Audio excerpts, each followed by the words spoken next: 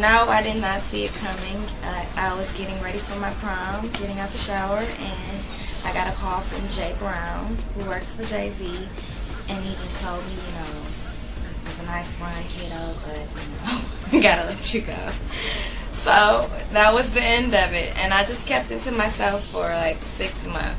I didn't want to tell anybody because I didn't want to deal with the questioning and all of that, so I just kept it to myself, and finally people started hearing it through the grapevine. You kind of had a mentor relationship with Jay-Z during that time? Yeah, he was definitely a mentor. He was like a father figure. Lady of the rock. She's the princess. The princess. Yeah. Okay, and what sets her apart as an artist from other R&B vocalists, female, that you think?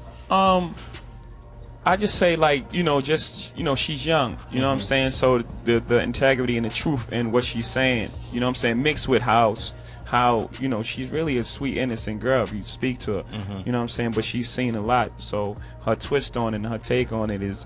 Do y'all remember how quickly Teairra Mari disappeared from the music scene?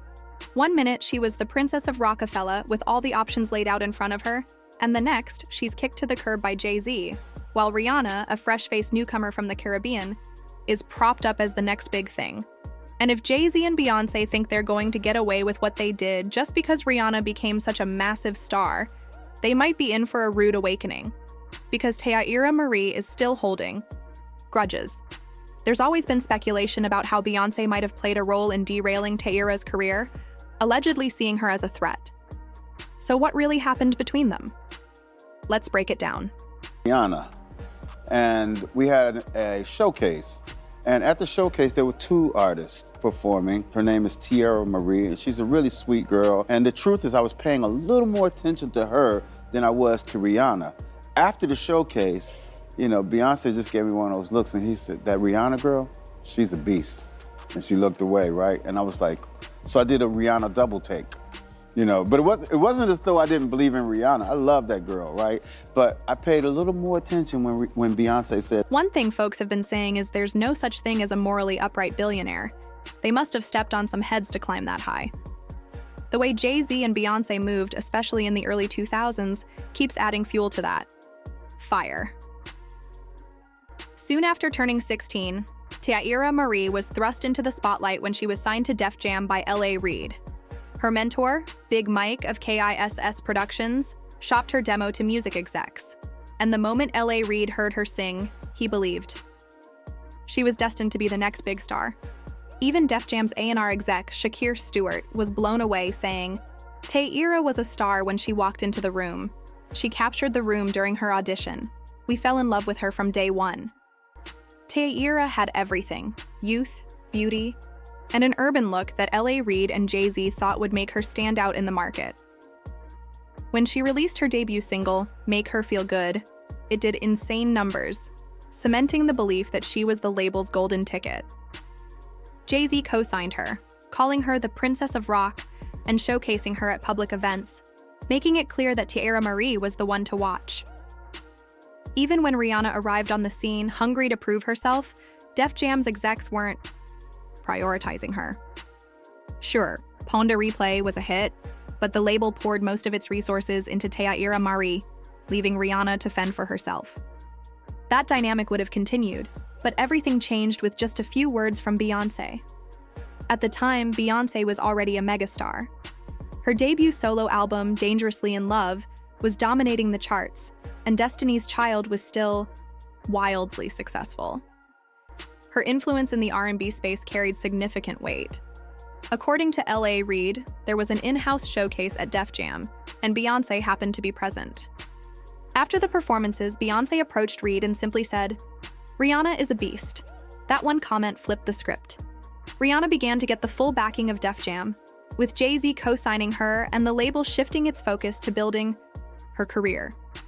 Suddenly, Rihanna's praises for Beyoncé began pouring out, with her publicly stating that every artist should aspire to be like her. While it might have seemed genuine, many speculated it was strategic. Rihanna likely recognized that Def Jam's sudden attention wasn't random. Meanwhile, Teairra Mari, once the golden child of Def Jam, was being pushed aside.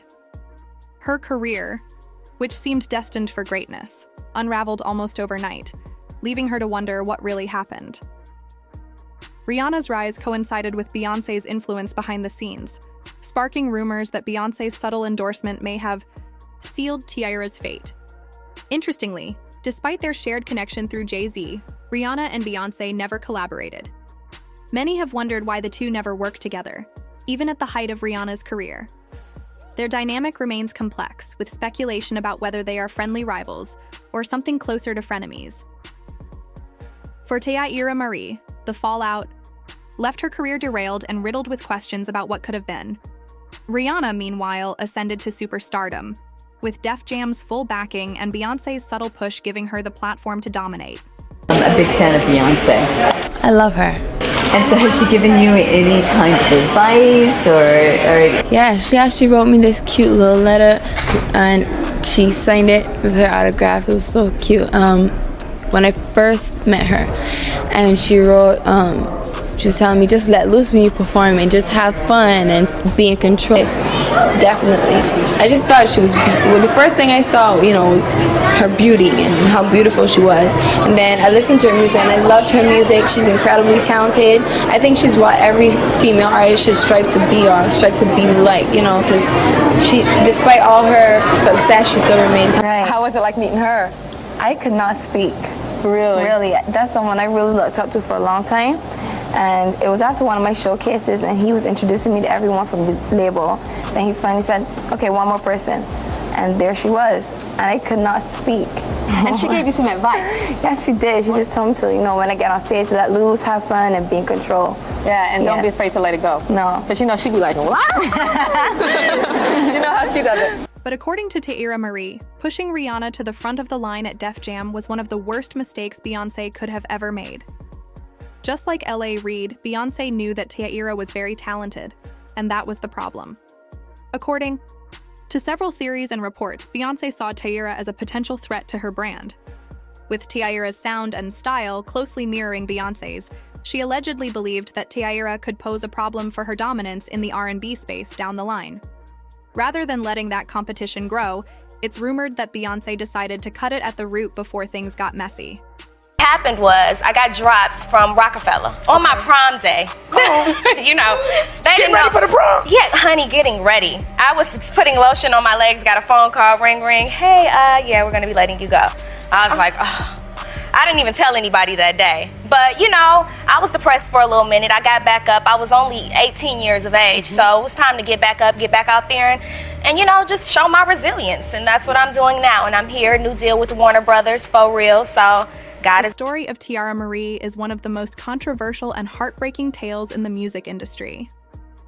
From being touted as the Princess of Rockefeller to becoming an afterthought in the shadow of Rihanna's meteoric rise, Teairra's journey is a reminder of how ruthless the music business can be.